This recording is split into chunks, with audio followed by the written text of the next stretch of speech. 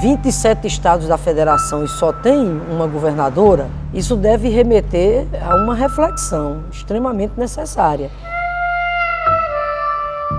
A mim me cabe, enquanto governadora, não perder de vista de maneira nenhuma essa temática da questão da igualdade de gênero.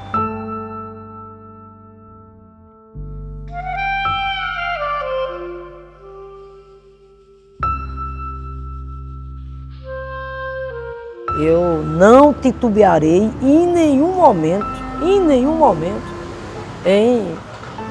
defender os interesses do povo do Rio Grande do Norte. E tem mais, bato na porta, tá entendendo, dos ministérios, do governo federal, seja onde for, e quando vou, não vou em busca de favor, não vou pedir favor, vou cobrar direitos.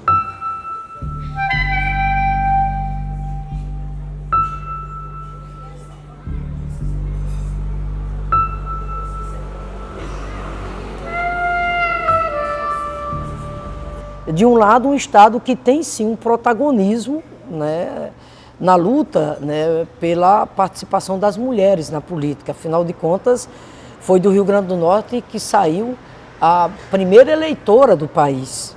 O primeiro voto feminino se deu no Rio Grande do Norte. É do Rio Grande do Norte também a primeira prefeita eleita da América Latina. Foi exatamente da cidade de Lages. Mas eu coloco isso para dizer o seguinte, é um Estado que tem esse protagonismo, né? Mas por outro lado, repito, né, nós não podemos perder de vista de maneira nenhuma essa subrepresentação das mulheres na política. Nós somos muito poucas ainda, não posso perder isso de vista de maneira nenhuma, muito pelo contrário, tenho o dever de, enquanto governadora, estar muito atenta a isso. Tivemos lá a sensibilidade de criar a Secretaria de Mulheres. É assustador o crescimento que tem tido o feminicídio no nosso país, inclusive, infelizmente, no nosso estado. E que pese nós estarmos conseguindo uma façanha extraordinária, que é diminuir em 30% os índices de criminalidade e violência no Rio Grande do Norte. Até o ano passado, o Rio Grande do Norte figurava como o estado mais violento do Brasil. Nesse contexto, o feminicídio resiste, daí porque nós estamos focando políticas voltadas para essa questão do combate à violência.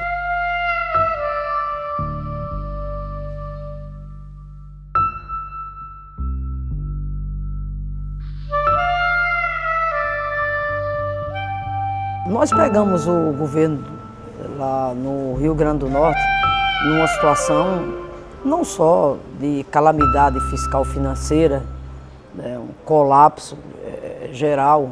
Para se ter uma ideia, por exemplo, fazia mais de 2 anos que os servidores públicos estaduais não tinham a mínima previsão de quando receberiam seus salários.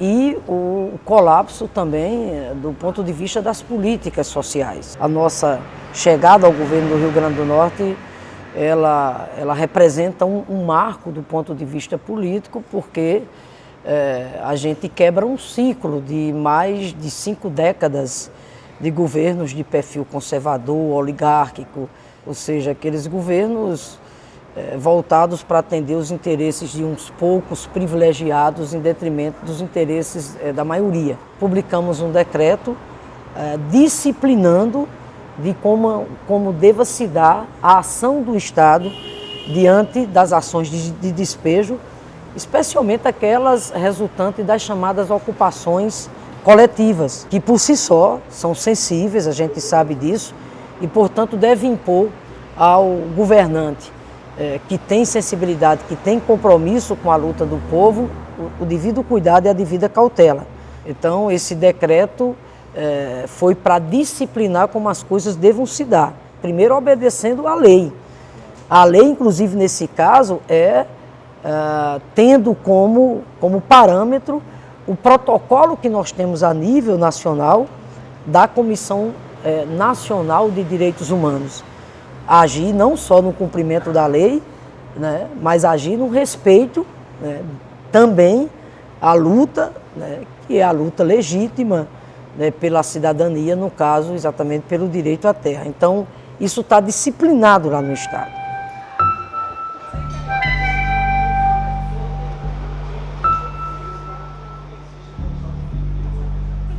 O consórcio do Nordeste significa exatamente isso, união, unidade.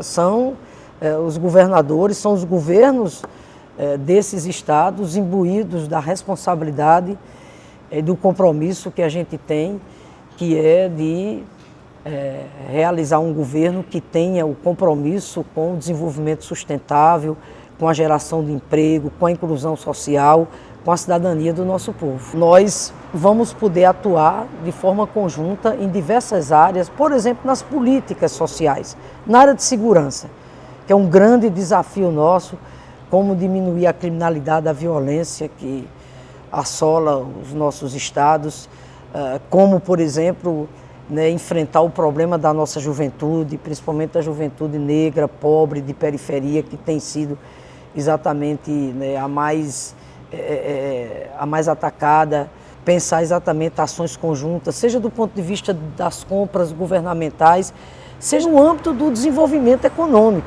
O Nordeste, como um todo, tem um ativo de riquezas naturais extraordinário.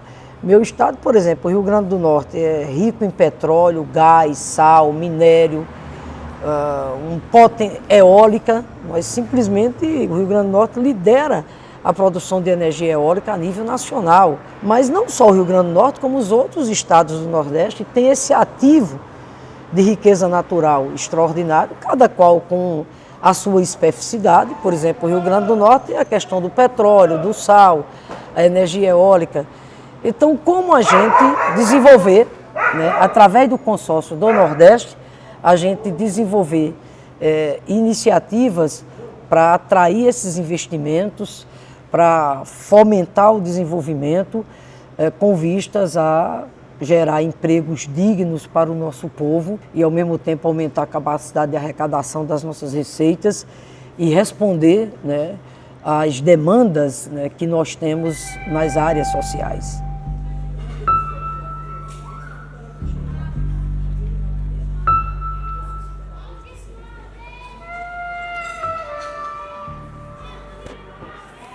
Além das realidades de um plano estadual, de muita dificuldade que nós estamos enfrentando, a conjuntura também no plano nacional dispensa comentários. A gente está vendo aí a economia patinando, a desigualdade social sendo retomada, crescendo no nosso país, ataques à democracia, enfim, restrição orçamentária, corte de recursos. E os ataques à educação têm se dado de uma forma muito veloz, que nos assusta muito. Restrições orçamentárias, corte de recursos, o desmonte do ponto de vista das instâncias de interlocução social que havia, os conselhos, etc., pondo em risco o funcionamento das nossas universidades, dos nossos institutos federais, o corte de recursos também na chamada educação básica. Nós temos um desafio aí pela frente, que é o Fundeb, cuja vigência termina o ano que vem, que é a política de financiamento voltada para a educação básica. Então, quero só colocar que, diante disso tudo, repito, não basta só constatar, nós temos que agir. E, enquanto governadora, e trazendo esse debate para o Fórum dos Governadores do Nordeste, e digo mais, estou trazendo esse debate para o Fórum dos Governadores do Brasil. Me sinto muito à vontade para falar sobre isso, porque tenho uma vida muito dedicada à luta em defesa da educação pública no nosso país. Temos que partir para iniciativas, por exemplo, o combate ao analfabetismo, a questão da educação no campo, o novo Fundeb é fundamental. Os índices de analfabetismo no nosso país são muito preocupantes ainda, mais ainda no Nordeste. A taxa nossa no Nordeste é acima de 12% ainda, o que requer, repito, ações efetivas nessa área.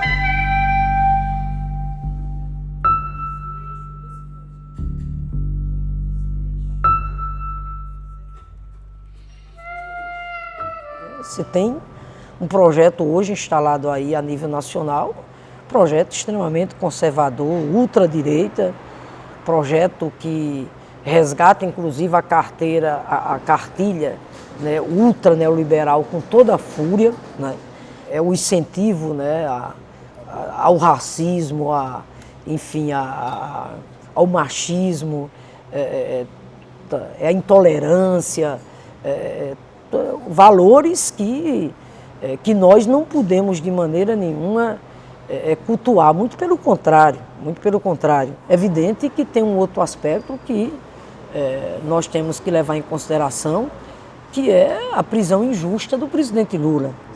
E aí eu falo sobre isso não apenas porque sou do PT, não apenas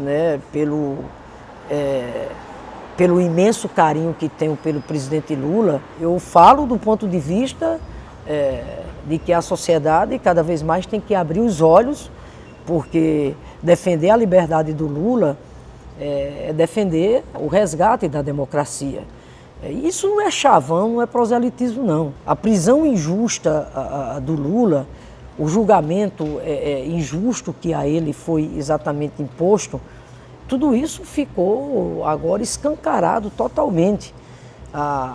As mensagens divulgadas através do trabalho do site The Intercept, a chamada Vaza Jato, comprovou tudo aquilo que o presidente Lula e que nós dizíamos desde o início, que a prisão do Lula fazia parte daquela farsa do ponto de vista político, jurídico, que se instalou no país desde a época do golpe de 2016, que cassou o mandato legítimo da presidenta Dilma. Eu estou mais do que esperançoso, eu estou muito confiante que a liberdade do Lula virá. Virá porque eu acredito muito na luta em defesa da democracia.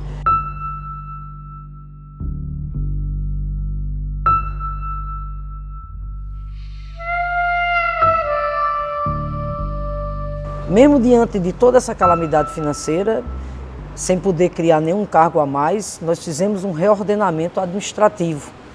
Criamos a Secretaria de Desenvolvimento Agrário e Apoio à Agricultura Familiar, por ter clareza do quanto é necessário, do quanto é importante o governo ter políticas voltadas exatamente para essa área, para o fomento, para a expansão, para o fortalecimento. E nesse aspecto aqui, quero destacar exatamente o diálogo muito produtivo que nós temos com o MST, com a FETRAF, enfim, com as organizações sociais dos trabalhadores exatamente nessa área. Recentemente eu tive muita alegria porque sancionei uma lei, de autoria até da deputada estadual Isolda Dantas, que vai estabelecer que a partir de agora, no mínimo 30% das compras governamentais sejam provenientes dos produtos da agricultura familiar ou da economia solidária. Ela já autorizou a comprar da América Latina. Espírito Santo, Minas, E Paraná. Tem que ser São Paulo, São Paraná. Paulo aqui embaixo. Aqui são os sucos, que é outro carro-chefe nosso. Tinha muita vontade de ver de perto aqui o Armazém do Campo e compartilhar com vocês da alegria que é constatar aqui no Armazém do Campo. Isso aqui simboliza exatamente isso, o amor que vocês têm pelo nosso país, a seriedade, o espírito público, a responsabilidade, o compromisso com que vocês desenvolvem a luta em torno da reforma agrária, que é terra, que é alimento saudável, que é cidadania para o nosso povo. Obrigada, viu, gente? Olha, Kelly, isso aqui é a lição mais autêntica de que a luta vale a pena. A luta, tá entendendo, pela cidadania do nosso povo. Olha que beleza. Parabenizo vocês, entendeu? Aqui, eu não tinha vindo no armazém ainda. E, Kelly, nós vamos organizar um armazém desse lá no Rio Grande do Norte. Isso aí!